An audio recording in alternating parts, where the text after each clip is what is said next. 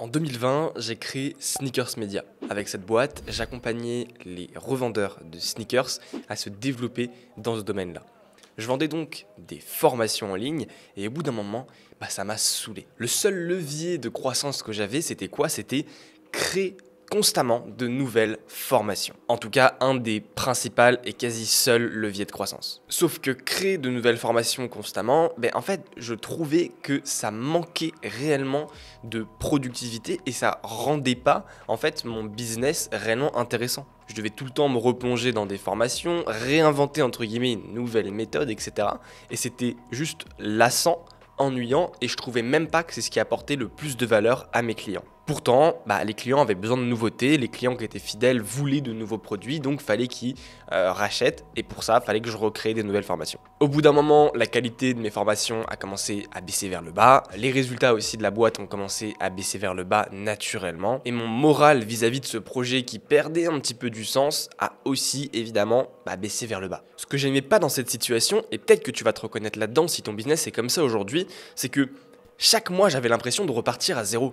En fait, chaque mois, fallait que je refasse un nouveau lancement et si je loupais ce lancement, je faisais pas de chiffre. Donc concrètement, il fallait chaque mois que je prévoie une nouvelle stratégie pour faire de l'argent et pour réussir mon mois. Et j'avoue que cette pression un peu derrière moi là, que j'avais sur les épaules, elle n'était pas plaisante. À ce moment-là, je fais entre 15 et 16 000 euros de chiffre d'affaires. Et je sens qu'il est temps de faire une transition, qu'il est temps de passer à un autre modèle, sinon ce business va petit à petit couler. Je lance donc la transition vers un modèle à abonnement où on va du coup pouvoir avoir des membres qui payent tous les mois un abonnement et donc qui va être beaucoup plus productif pour qu'on leur apporte constamment de la valeur. Je passe donc par le fiche modèle. Si tu connais pas, c'est un modèle de transition qui est beaucoup utilisé par les boîtes qui transitionnent d'un modèle à un autre. Et en gros, le fiche modèle, c'est quand on va venir augmenter ses coûts dans un premier temps et baisser ses revenus.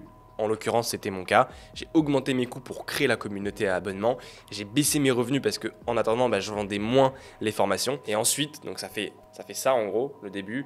Et ensuite, ça redescend derrière où les coûts vont rebaisser une fois que la communauté va être lancée. Et les revenus, logiquement, si on a réussi la transition, vont réaugmenter. Cette transition qui était plutôt risquée, on l'a bien réussi. Aujourd'hui, on a plus de 400 abonnés sur ce groupe payant. Et on fait des mois jusqu'à 35 000 euros de chiffre d'affaires. Aujourd'hui, ce service, il est quasiment délégué à 100%. Moi, je gère la stratégie et je manage en fait l'équipe. Mais je travaille pas directement dans le service à abonnement. Je travaille quasi pas directement dans tout le tunnel et tout le système de vente. Et donc, j'ai vraiment une vision de haut pour permettre de réfléchir comment on peut l'amener plus loin à plus de 50 000 et après 100 000 euros par mois. Si tu veux suivre d'ailleurs le développement de cette aventure, n'hésite pas à t'abonner à la chaîne. Il y aura plus de vidéos sur ce sujet-là. Ce que je te propose, c'est de te partager 10 étapes pour que tu puisses créer à ton tour cette stabilité dans ton business que j'ai pu réussir à créer via cette transition. L'objectif étant de justement reprendre le contrôle sur son business, arrêter chaque mois de repartir à zéro où il faut qu'on réinvente encore une nouvelle offre, un nouveau produit, etc.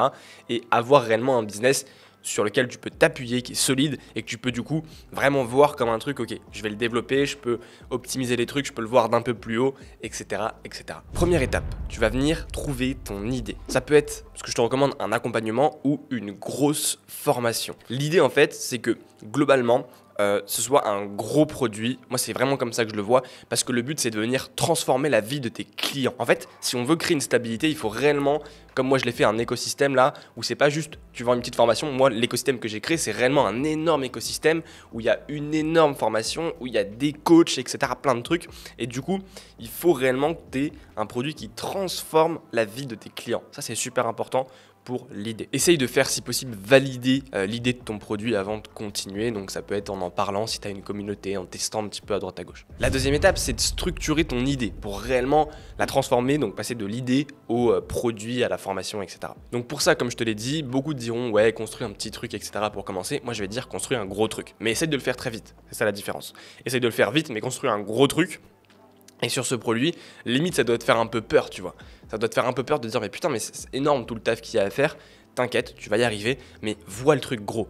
Comme je te l'ai dit, le but c'est ok, comment je peux transformer la vie de mes clients. Et tu verras que si tu as cette optique là, derrière, ça va créer de la stabilité dans ton business. C'est super important de partir de ce point là, de comment je peux avoir un impact de fou. Étape 3, passe à la création du produit.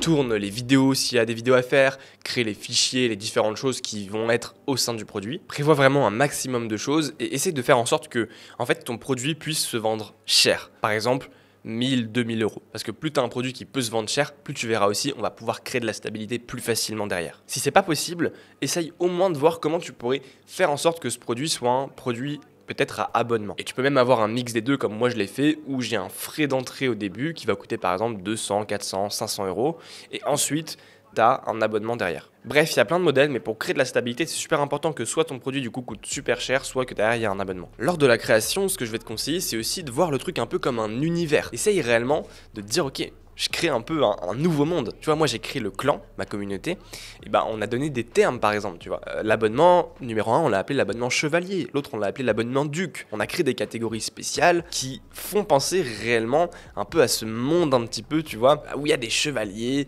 des ducs, on sent un petit peu au Moyen-Âge en fait, c'est un réel univers. Si tu penses que tu peux pas créer d'abonnement, que c'est pas possible, que tu peux pas avoir de revenus mensuels récurrents, en fait, réfléchis un peu comment tu pourrais quand même avoir du revenu mensuel récurrent sans avoir d'abonnement. Parce que la vérité, c'est que tu peux quand même réussir à avoir un petit peu d'argent qui tombe tous les mois de manière quasi automatique et quasi prévisible. Ça peut être par exemple des frais de maintenance, des frais d'utilisation, ça peut être des commissions également sur les résultats par exemple de tes clients, ou ça pourrait être par exemple un petit bonus qui serait sous abonnement. Donc par exemple, ça serait pas ton produit principal, mais par exemple, imaginons que tu as ton produit et ensuite tu as un groupe où tu connectes les gens, peut-être que ce groupe-là, tu peux le faire payer 20, 40, 50 euros par mois en plus, tu vois, du produit de base. Quatrième étape, passe à la phase de bêta. Là, tu vas faire rentrer du monde dans le produit, tu vas demander du feedback et ce que je te conseille, c'est d'être méga exigeant avec les testeurs. Nous, quand on a fait notre phase de bêta, qui a duré, il me semble, un mois ou deux, en fait, on a fait rentrer plein de monde,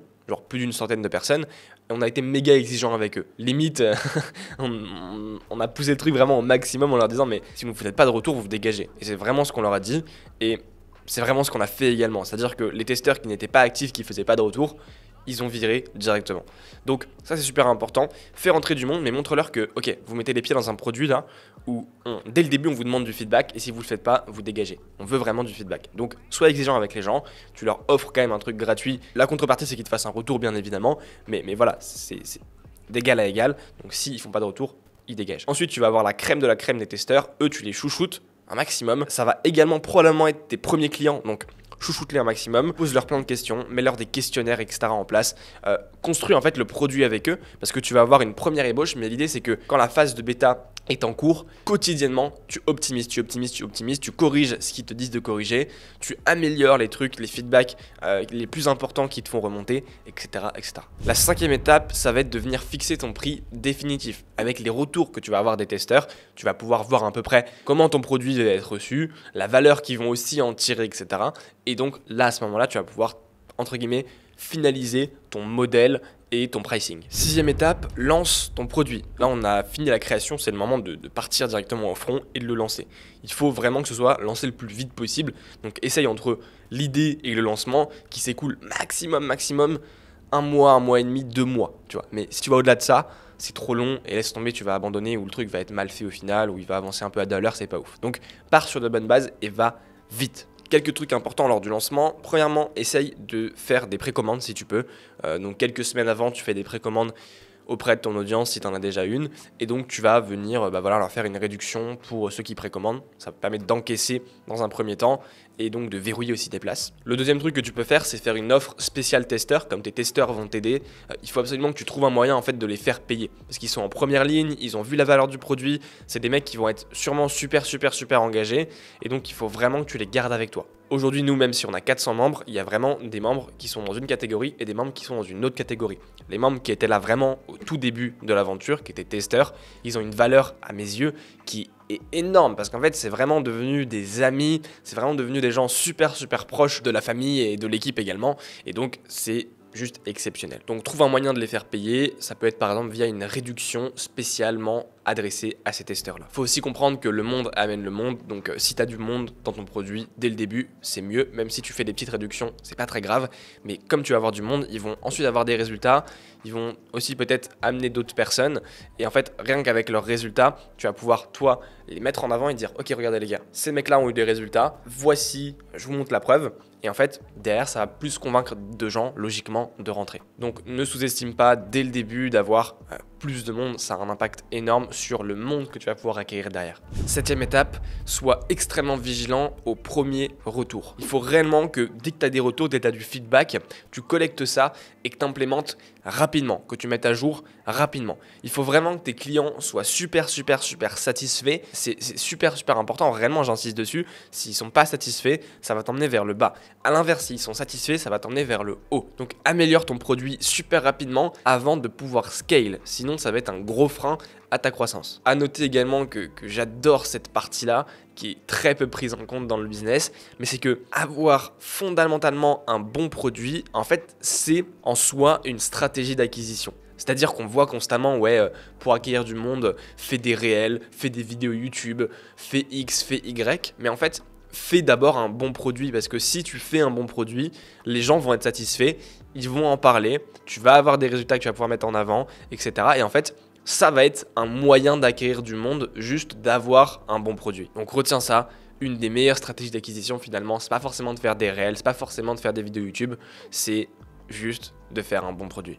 Étape numéro 8, on va venir déléguer un maximum. L'objectif, c'est pas de travailler dans ton business, c'est de travailler sur ton business. Travailler dans ton business, c'est quoi? C'est par exemple venir coacher les gens, c'est venir constamment répondre aux questions. C'est venir peut-être mettre à jour constamment la formation pour l'optimiser. Ça veut dire travailler dans ton business. C'est-à-dire que concrètement, tu vas t'occuper constamment de gérer en fait le produit. Nous, ce qu'on cherche à faire, c'est travailler sur notre business. C'est travailler sur la croissance, sur le développement. Faire les choses qui sont indispensables et qu'on n'arrive pas à déléguer parce qu'elles ne sont pas délégables et parce que notre valeur est juste énorme. Mais par exemple, répondre aux questions des gens dans notre produit, ce qui apporte une valeur de fou, c'est pas quelque chose où on est irremplaçable. Donc, toutes ces tâches où on n'est pas irremplaçable, il faut essayer absolument de les déléguer pour venir vraiment prendre de la hauteur sur le business et voir plus d'un point de vue stratégique comment on peut optimiser ça, où on va, etc. etc. Pour ça, tu as 3 règles simples: automatiser, supprimer, déléguer. Si tu peux automatiser, tu automatises. Donc, tu as par exemple des outils comme Zapier qui vont pouvoir t'aider à automatiser plein de trucs. Ensuite, tu vas pouvoir supprimer ce qui est supprimable. Il y a plein de trucs souvent qu'on fait et en fait, ça n'a pas tant d'impact. Ok, go, on le vire. Et sinon, tu délègues, donc tu embauches du monde, des freelances, des salariés. À toi de voir selon les coûts. Et ça, c'est pareil, c'est un truc qui va se faire petit à petit et que tu vas pouvoir optimiser petit à petit. Étape numéro 9, scaler ton offre. Tu as une offre qui fonctionne, tu as commencé à déléguer, tu as vraiment, entre guillemets, libérer du temps pour venir bosser d'un peu plus haut sur ton business, là c'est le moment d'aller scale comme un porc. C'est l'étape aujourd'hui où nous on est encore dedans. Cette étape elle peut être longue, tu peux scaler pendant très longtemps, donc c'est une étape qui est juste très cool à atteindre. Derrière elle est compliquée parce qu'il y a plein de trucs à faire, mais c'est une étape qui est quand même géniale parce que quand on y est, en fait on a plus de hauteur et on va pouvoir creuser sur plein de trucs. Donc quand tu es à cette étape, tu vas venir absolument tout traquer. C'est super important que tu aies des datas super précises. C'est la data qui va te permettre de prendre les bonnes décisions pour réussir à bien scale. Donc il te faut vraiment des chiffres sur tous les aspects du business, que ce soit sur les abonnements ou les produits ou les résultats des membres en interne. Il faut que tu aies plein de data, plein de pourcentages, plein de chiffres, mais également sur la partie acquisition, que tu saches si tu commences à faire de la pub, tous tes coûts d'acquisition, toutes les dépenses publicitaires que tu vas engendrer. Au niveau de la conversion également, les taux de conversion, les taux de réservation d'appels, les taux de présence aux appels, si tu fais du closing, enfin bref, tous ces aspects-là, il faut que tu aies des datas super précises et ça va vraiment être game changer. Une fois que tu as toute cette data, tu vas venir optimiser. Maintenant qu'on a ta data, c'est cool, mais du coup, on peut voir un peu où on peut faire des efforts, faire des améliorations. Et donc, c'est là où tu vas pouvoir prendre des décisions pour optimiser un peu chaque phase, par exemple, de la séquence au début d'acquisition, de conversion, etc. jusqu'à l'entrée dans ton produit. Ensuite, parle constamment, tout le temps, sans t'arrêter, en fait, de ton offre. Souvent, les gens hésitent un peu, ils sont un peu réticents à l'idée de parler de leurs produits, de leur formation, etc. payants de manière constante. Ils vont en parler de temps en temps, limite en s'excusant un petit peu. Et en fait, ils ont peur que leur audience le prenne mal, que l'audience soit moins engagée, etc. Oui, si tu le fais un peu entre deux, ok, l'audience peut mal le prendre. Si tu es là tout le temps à ramener un peu ton truc à ta formation, à ton petit truc, etc., l'audience va mal le prendre, certes. Maintenant, si tu own le truc, entre guillemets, en mode chef, tu vois, vraiment en mode vrai chef, et tu partages juste ton produit, etc. Tu l'incarnes réellement fortement et tu le glisses partout, t'en parles tout le temps parce que, en fait, c'est ton truc, tu vois. Et tu sais que ça apporte masse résultat, tu l'assumes et t'en parles constamment. Là, c'est autre chose. Là, ça fait une différence parce que tu l'incarnes réellement. Et les gens vont pas être gavés par un mec qui incarne son produit parce que tu vas en parler de manière différente. Au lieu d'en faire un peu la promo quotidiennement, tu vas juste partager les résultats, en parler à droite, en parler à gauche. Et ça va être très très très différent la manière dont tu vas adresser ça. Donc dans tous les cas, n'aie pas peur de parler de ton produit. Au contraire, parle-en tous les jours. Tu dois vraiment l'incarner et ça va faire une énorme différence. Il faut que quand on pense à toi, on pense à ton produit. Il faut que quand on pense à la thématique, à la niche de ton produit, on pense à toi également. Et pour finir sur la partie scaling, ce qui va être super important, en fait, c'est que tu t'éclates un peu sur la partie tunnel de vente. Parce que la vérité, c'est que c'est vraiment ça qui va te permettre de scale, c'est d'avoir un tunnel de vente parfait. Alors oui, il va falloir optimiser ton produit, etc., etc. On va y revenir juste après. Mais il y a tellement de travail à faire sur toute la séquence de conversion que c'est vraiment ce point-là sur lequel il va falloir que tu fasses énormément de tests, que tu t'amuses. Parce que la vérité, quand je dis t'amuser, c'est qu'en fait que tu testes plein de trucs, que tu essayes plein de trucs, que tu sois méga proactif parce qu'il y a énormément de travail à faire et ça fera une vraie différence de passer vraiment du temps dessus. Donc pour ça, tu as des tonnes de modèles, il faut que tu testes plein de trucs. Nous, on a testé des tonnes de trucs, tu vois. On a testé du closing par message, on a testé du closing par appel, on a testé du webinaire, on a testé de la pub. Bref, on teste plein de trucs et l'idée, c'est que tu trouves en fait, toi, ta combinaison gagnante avec ton système gagnant dans la conversion. Dans le tunnel de vente et de conversion, tu as également des tonnes d'étapes en fait parce que au début, tu as le contenu ou la publicité. Ensuite, tu as peut-être la séquence email gratuite ou les bonus gratuits pour apporter de la valeur, bref, le contenu gratuit. Ensuite, tu as peut-être la réservation d'un appel. Ensuite, tu as peut-être le closing, etc. Et en fait, tu as des tonnes d'étapes que tu peux travailler. C'est un peu comme un puzzle, tu vois. Tu peux prendre un peu les pièces que tu veux, tester le webinaire, le closing, etc. Tu testes. Et l'idée, c'est que tu trouves le meilleur système pour ton offre qui s'adapte le mieux et qui te permette réellement de scale. Une fois que tu vas trouver un peu la combinaison parfaite pour le système, tu vas voir, ça va s'envoler en fait. Il va y avoir forcément des hauts, des bas, mais ça va globalement s'envoler parce que naturellement, quand tu as le truc qui convertit parfaitement et que derrière, tu augmentes les entrées dans le tunnel, soit via de la publicité, soit via du contenu organique qui cartonne, en fait, forcément, à ce moment-là, tu scales. Et la dernière étape, la 10e, c'est de continuer d'améliorer ton produit en réinvestissant les bénéfices. Alors, évidemment, réinvestis pas tout, mais réinvestis forcément une partie de ce que tu gagnes pour continuer d'améliorer le produit. Ça va être payer par exemple des meilleurs coachs, si tu as des coachs, payer des gens qui vont apporter plus de valeur, par exemple en améliorant la formation. Bref, ça va être réellement d'améliorer ton produit. Nous, par exemple, on a un gestionnaire de stock, un outil de gestion qu'on a fait développer. Il était top, il était bien. Mais en fait, on s'est dit, ok, go en faire une nouvelle version plus puissante, plus performante. Donc, on a réinvesti un petit chèque pour le faire développer, mais en version numéro 2, beaucoup plus poussée et beaucoup plus performante. Donc, l'idée, en fait, c'est d'avoir encore plus de résultats pour les prochains clients. Et donc, pour ça, on va réutiliser une partie du budget que les premiers clients nous ont permis de gagner. Voilà.